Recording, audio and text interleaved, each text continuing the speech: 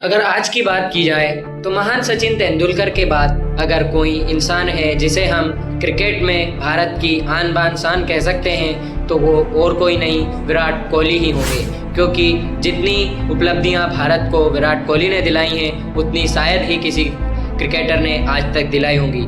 पाकिस्तान के सामने हर बार वह इंसान ऐसा खड़ा होता है जैसे कि कोई दीवार। पाकिस्तान के सामने वह इंसान हमेशा भारत की नाक कटने से बचाता है। मैं ये क्यों बोल रहा हूँ? क्योंकि वो इंसान अब भी गालियाँ ही खा रहा है। अब लोग बात करते हैं कि विराट कोहली तो गद्दार है, विराट कोहली तो देशद्रोही है। ऐसी बातें लोग क्यों करते हैं? क्योंकि लोग बोलते हैं कि जिस देश ने उसे इतना बड़ा खिलाड़ी बनाया, आज उसने उसी देश को छोड़कर लंदन में रहना उचित समझा।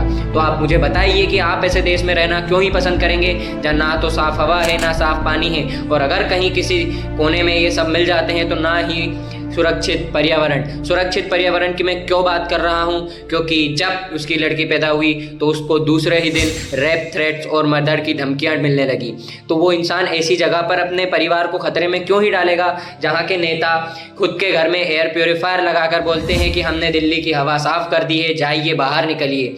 तो ऐसे इंसानों पर भरोसा कर कर अगर कोई इंसान पैसे होने के बावजूद भी यहाँ पर रुक रहा है तो वो तो कोई कमाकल ही होगा। और जिस देश में मीडिया की आवाज़ दबा दी जाती है, जिस देश में कोई इंसान सरकार से सवाल करे तो उसे मार दिया जाता है या दबा दिया जाता है, तो उस देश को कोई क्यों ही सुरक्षित मानेगा? कोई भी एरा गेरा आता है और भारत को कुछ भी बोलकर चला जाता है और हमारी देश की सरकार चुपचाप सुनती रहती है। तो मुझे बताइए और सोचिए कि विराट कोहली गद्दार है या हमारे देश की सरकार।